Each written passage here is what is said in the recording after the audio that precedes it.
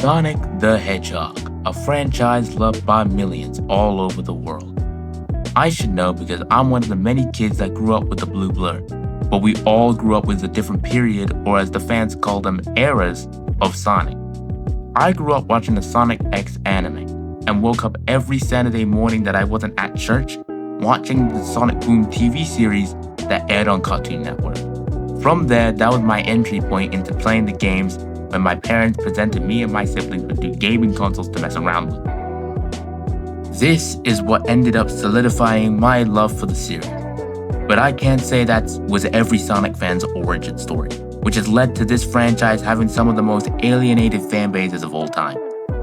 Hi, my name is Jesse, and I'm going to be talking about my favorite games from Sonic's recent entries in today's video. So without further ado, enjoy.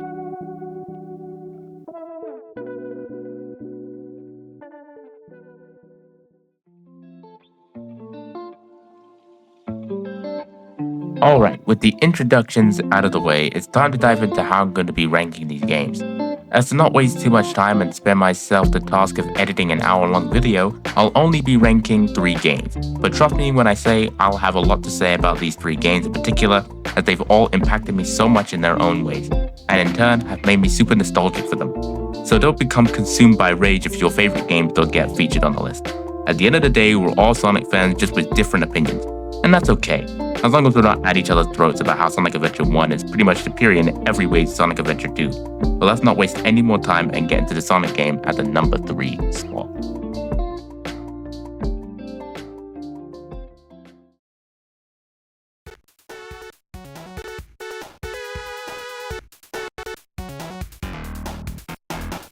Alright, the Sonic game that earns its place at the number 3 spot has to be none other than Sonic the Hedgehog 2. From as far back as I can remember, this was my first official Sonic game. That is, if we're not counting the Flash games that I played with my brother back in the day, that definitely didn't cause viruses on our old computer that our dad was definitely fine about. Don't look too deep into that. Sonic 2 has always been my go-to when picking a classic Sonic game to play, because of how accessible it is. Even in the present day, I can go on the Play Store app on my phone and download it for free because Sega bothered to delist games like Sonic CD from all digital marketplaces when releasing Origins, but forgot Sonic 1 and 2 in the process. Well, now I know why that collection didn't sell too well. Not to mention how the game presents Sonic's core ideas and mechanics in a way that's simple and easy to understand. Sonic is all about speed, so moves like a spin dash and the level design being filled with assets such as slopes, loop-de-loops, and dash panels are all intricately placed and designed to showcase the speed to the player constantly, which not only sells them on the gameplay, but Sonic as a character, because new players aren't going to remember Sonic for being cool or edgy or having that trademark attitude that us Sonic fans know him for. No. What they're going to remember him for, above all else, is that he's one fast goober, which I believe was Sonic Team's main intention when developing this game. Sonic 2 is a simple yet unique 2D platformer that gives a front row seat to any new players into what Sonic was truly all about. And from back when I was a new fan to the veteran I am today, I still love this game. I even play it with my brother from time to time to see how I like the game as well. I could go on for hours talking about my endless nostalgia for this masterclass of the game. But for the sake of time, I have no choice but to move on to the Sonic game that I placed at the number 2 spot.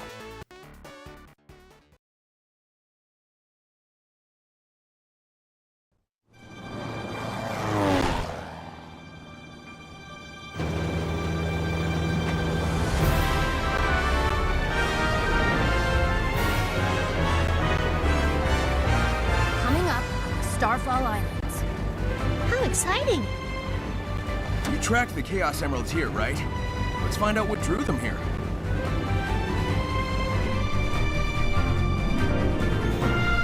Sonic Frontiers.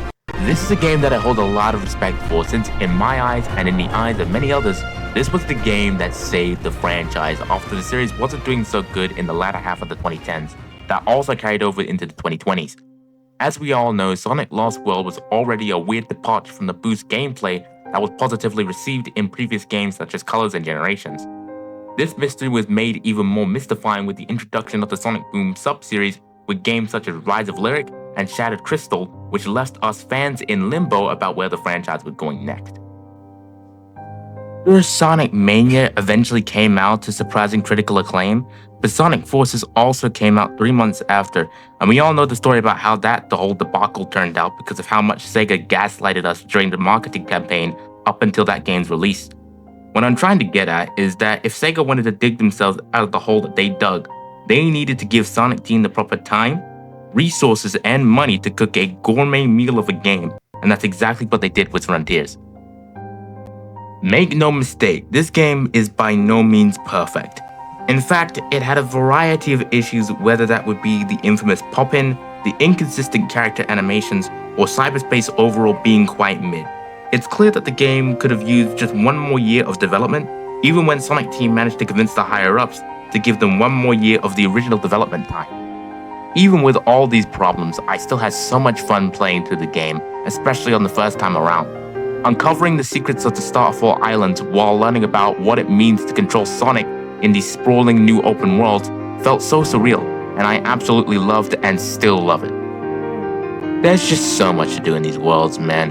Whether you're completing thought-provoking puzzles, interacting with Sonic's friends, or playing big, goated fishing minigame while listening to one of the most lo-fi tracks they've ever composed in the series, you'll never find yourself not doing anything.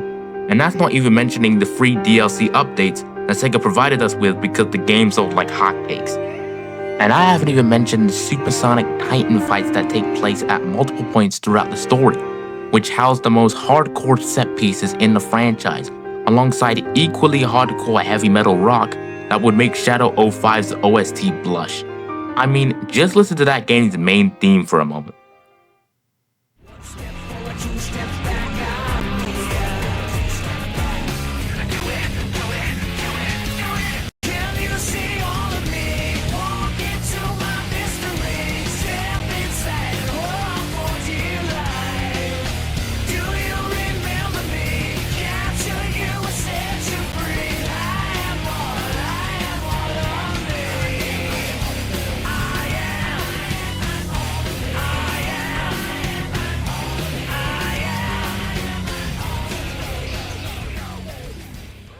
Now compare it to this. Follow me, I'm standing on the border of everything. Listen close, can you hear the spirits sing those messages of long ago?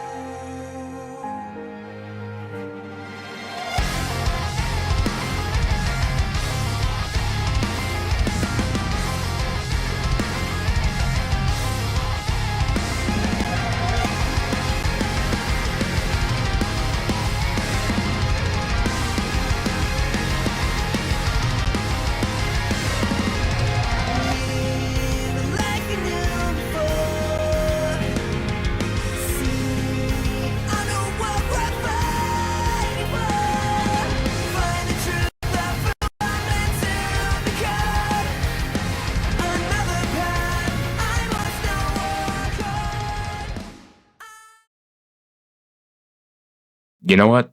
I'm gonna need a cold shower after that one. And the best part about it is that there's still so much more potential with this new open world format that Sonic Team has yet to delve into, even with the sheer amount of content Frontiers offers, because we see that potential being further refined in future games such as Shadow Generation. This open world, or as head of Sonic Team Takashi Iizuka put it, open zone formula is the next step for the mainline 3D Sonic games. And I'm hoping Sega continues to provide Sonic Team with the time and budget to create something that expands on what this game did so well, after they've wrapped up with Sonic Racing Cross Worlds. But with all that being said, it's about time I move on to the game I placed at the number 1 spot.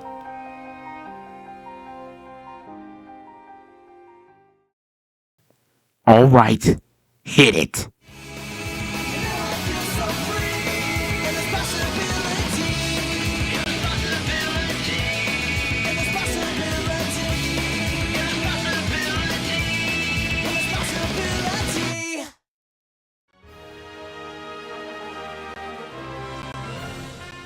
Ladies and gentlemen, this is Sonic Unleashed. I mean, come on, what did you expect? I know the game has its issues and has gathered a lot of controversy because of those issues, but I love this game so much, and to understand why, you have to take a look into my background I had with this masterpiece. I was probably 4 to 6 years old at the time when I first got hooked with this wacky franchise, because as I mentioned at the start of the video, I grew up watching the Sonic X and Sonic Boom back when I was oblivious to things that are becoming more depressingly relevant in my life, like studying, the school environment, or getting my heart shattered as hard as the mirror of Twilight. Oh, simpler days. But I'm probably getting a little bit sidetracked, so I'll put my misery on the high shelf where I plan to collect it for future video ideas, so stay tuned, I guess. Anyways, I remember that one fateful day that I was begrudgingly preparing to go to church with my family, when I found or was given my mom's phone, which was already open, so I naturally went on what was then YouTube at the time. And that's when I first laid eyes on this legendary title by its opening cutscene. I remember I almost mistook this for a new Sonic TV show or movie with how crazy the CGI animation was, along with the orchestra blaring away while Sonic nonchalantly was turning super and wrecking Eggman's entire armada. That was peak, and you can't tell me otherwise. But, you know, my mom just had to take her phone back when it felt like the story was only getting started and hurried me and the rest of the family into the car to go to church. Nevertheless, that cinematic opening masterpiece all but affirmed to me that I needed to get this game as quickly as possible. But the robust knowledge I have for video game consoles wasn't really something I had attained as a wee lad. I mean, all the gaming consoles I had at the time were the Nintendo 2DS that I'd played way too much Mario Kart 7 with my brother, and a Wii which I didn't know could play anything other than the Wii Sports bundle that came with the console. So when moving house a few years later, our dad provided me and my brother with the opportunity of getting a new gaming console. Thankfully, my gaming IQ had increased by the time I was 11 years old, so I managed to figure out that Microsoft's new Xbox Series S and X consoles were capable of playing games that released on their previous generation hardware, like the Xbox 360, with an added resolution and FPS boost to iron out any pre-existing issues that those games had running on those consoles through its backwards compatibility.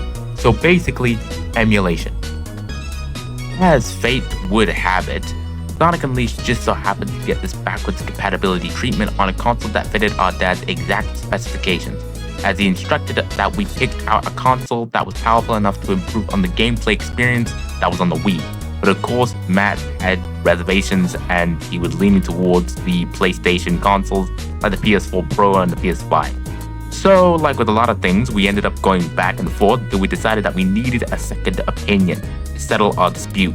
So with little help from our older sister, we managed to get contact of our cousin, who seemed to be the only person with more wisdom of gameplay consoles than the two of us combined, who I have to give a huge shout out to because she helped us out a lot back then.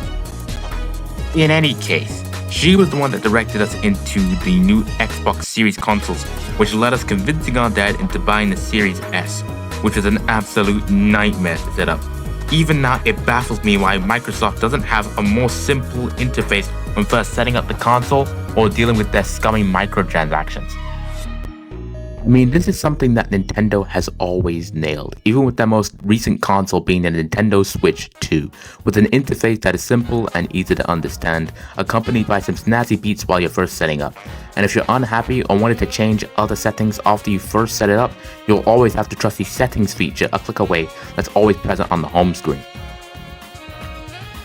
You know, with Microsoft, you have to enter your email, password, several verification details, and if your parents want to monitor the child's activity on the console, they have to download the Microsoft Family Safety app on a secondary device and enter all their details there.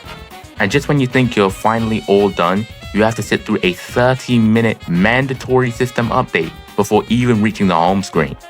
With all that stacked against us at the time, it's safe to say that setting up Xbox consoles can be a challenge. We finally managed to reach the elusive home menu. We realized that we needed to buy or purchase some games because video game companies don't bundle games with their consoles like they used to. But our parents were understandably not too fond of this idea, seeing as they didn't want Microsoft to save their credentials after they bought a game, especially after they just spent over an hour already giving their details to initially set up the console. So we decided to invest in the safer alternative by purchasing free games like Asphalt Legend 9, or I think it's called just Asphalt Legend now, I don't know, and Rocket League, which is probably on its 15th season. They just don't stop updating these games like Minecraft. And while they did occupy me and especially my brother at the time because he was enamored with Rocket League, I yearned for something more. While my research did pay off in a sense that loads of Sonic games, including Unleashed that released on the Xbox 360, were available on the Microsoft Store on the Series S, I needed to find a way of paying for those games that circumvented my parents' hesitation. And I believe when I was roughly 12 to 13 years old, I found a loophole in the form of Xbox gift cards. For those living under Patrick's rock, okay, alright. Pause, that's crazy. Gift cards already have a set amount of money on them, which you can redeem by typing in the code located on the back of the slip in the console to buy whatever game your heart desires, just so long as it's in the price range of the money that you gained. But the really good part about it was that there was no credentials required. And so began my character arc of asking my parents to buy an Xbox gift card almost every time we went to our local Tesco's. You gotta admit that the character development I gained from my parents saying no all the time was way more exciting than the Wano art. Come on, don't look at me like that. You know it's true. Probably most of you are One Piece fans, as well as Sonic fans, but I'm trolling. Anyways, taking off One Piece fans aside, my incessant whining eventually came to an end when my mum finally caved and finally brought me a £15 Xbox gift card, which was more than enough money to buy the game that I quite literally sometimes dreamt of playing for so long. Literally the only gripe that I have with that purchase was that I just so happened to buy Sonic Unleashed on my brother's 12th birthday. He may not show it or say it whenever I bring it up, but I can just tell bro is still as salty as the Atlantic Ocean over what happened on what he thought was supposed to be his 12th birthday. Call it brotherly intuition. He's learning from one of the best, but let's put that brotherly slander to one side for now. But I tell you, when I first got this game, it all just clicked with me. I finally got to witness the CGI opening masterpiece in-game, which was definitely a full circle moment for me from when I first watched it. I was all for the dynamic between Sonic and Chip. Okay, I know that at the time, fans were getting tired of Sonic's ever-growing cast of friends, ranging anywhere from emotionally abused genies, wizards who forgot to take their antidepressants, or introducing full-on love interests. But the friendship between Sonic and Chip is just built different, just because of how casual it is. For instance, Sonic named Chip after the chocolate chip sundae that they both loved eating. But instead of Chip crashing out for just naming it after an ice cream, bro just goes with it. Or when Chip just starts offering chocolate to everybody at any pivotal moment in the story, like it's his day job. Like when he gave chocolate to Tails after he had to run for the nightmares, which now that I say that out loud, that reminds me of a certain fan game. Let me know what y'all think. Anyways, he gave chocolate to Professor Pickle after being held captive by Eggman. He even offers chocolate to the Temple Guardian of Chunan after its B1 crash out. It all serves as a nice icebreaker to make the charming moments in the cutscenes that would otherwise serve to push the narrative along, just like Colors and Lost World did. It's what makes the climax and ending of the story so emotional, because Sonic had no choice but to say goodbye to his friend that did all sorts of wacky things, but always had his back at the end of it all. It's safe to say that we need this lovable Mohawk chinchilla back into the series. And who knows, maybe he'll be a playable racer in Sonic Racing Crosswalk. I mean, they're bringing people like Hatsune Miku, I don't know, and Ichiban, what's his name? I don't know, they're bringing back SpongeBob, they're doing TMNT, they're doing Avatar, they're doing all sorts of stuff. But I'd love to see more Unleashed representation than we got already. And I haven't even mentioned the gameplay yet. This was the first game to implement the boost mechanic in a 3D Sonic game off the Rush and Rush Adventure. I mean, the secret rings count? I mean, you had the speed break ability. I don't know. Let me know what y'all think. But the point I'm trying to make is that it still slaps harder than any other boost game that came after it, because the sense of speed and reaction-based level design has yet to be topped in my opinion. There'll be quick stepping, sliding, drifting, light speed dashing through all sorts of obstacles, all while wetting your pants trying to figure out which button to press during the QTEs. As for the Werehog, I will admit, yes, it does feel pretty slow at times.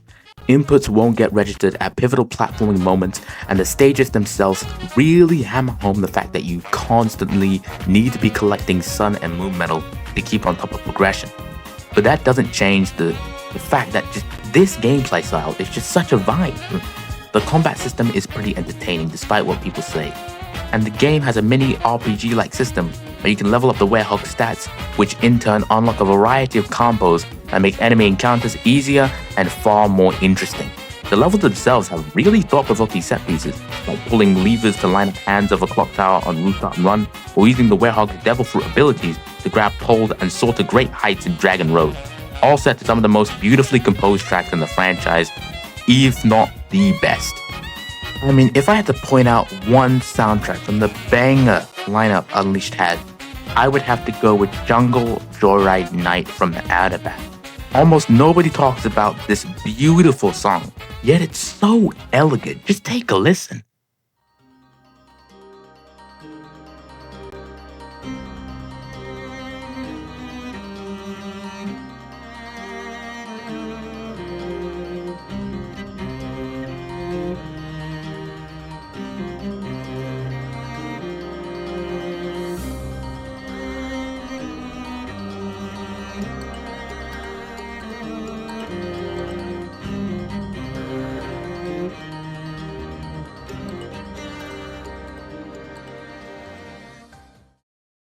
A whimsical masterpiece that often gets overshadowed by equally legendary tracks, like ones in Apotos,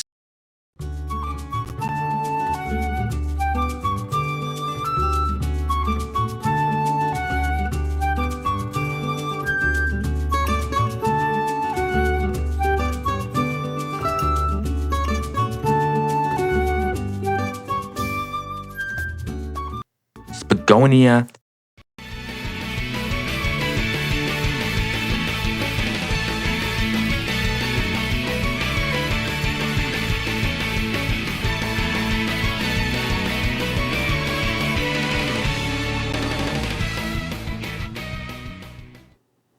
and who can forget the smooth jazz in Empire City? But let me know what y'all think is your favorite soundtrack from Unleashed or other Sonic games in general. I love to hear your thoughts on it. And let me know if I should do like a Sonic OST tier list.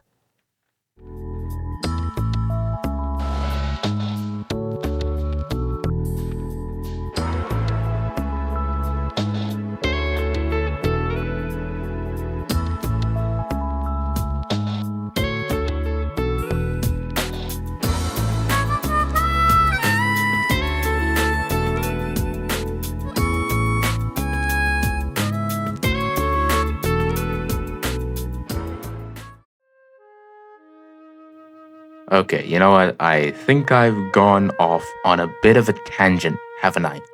I'm sorry, but I just could not help myself but absolutely sing this game's praises to the highest of heavens. I may have a lot of nostalgia for Sonic 2 and appreciate Sonic Frontiers, but Unleashed is just built different because it feels like the culmination of my journey as a gamer. Back when I was 4 to 6 years old, I was just mindlessly playing Mario Kart 7 with my brother every time we would get home from school. And while I had endless fun just playing the game, there was always room for my perspective on gaming to evolve. So when I first saw this epic game, now behind the franchise I was growing to love, I knew in my gut that I needed to get this game as quickly as possible. But it needed me to expand my horizons. It required me to research, communicate, negotiate, convince people, and most of all, deal with Microsoft's scumminess. You know, I'm still not over that, but just getting to that destination of a journey that I didn't even know I had embarked on felt all the more satisfying. A lot of my perspective on gaming and genres, and just the Sonic franchise as a whole, stemmed from this game. which is why I have an immeasurable amount of nostalgia and appreciation for it, which is ultimately why, no matter what, it was always going to be at the #1 spot.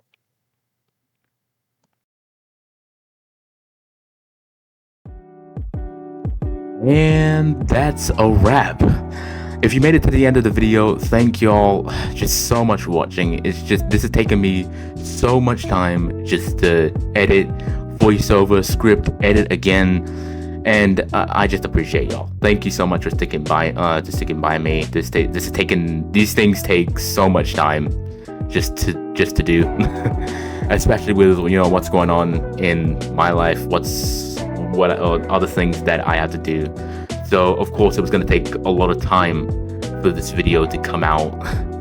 So again, thank you so much for watching. If you liked the video, why don't you like, subscribe, hit that notification bell. Let me know what your favorite Sonic games are in the comments section. And while you're at it, maybe just let me know what kind of videos you want to see for the channel. There's going to be a lot of downtime between videos because, again, I have a lot of stuff to do in between editing these videos. But whenever I have free time, you best believe I'm going to be working on these videos to make sure I can give my best to you guys, to all 3 people who are going to be watching this video. Maybe I could do Sonic TV shows. I said I grew up watching Sonic X. I grew up watching Sonic Boom. I had the displeasure of watching Sonic Prime, and I watched the Knuckles TV show. Maybe that could be a next step. But again, let me know what y'all think I should do for the channel. But thank you so much for watching. This has been Jesse, aka BackForward, which is what I'm going to name the channel. And I'll see you guys on the flip side.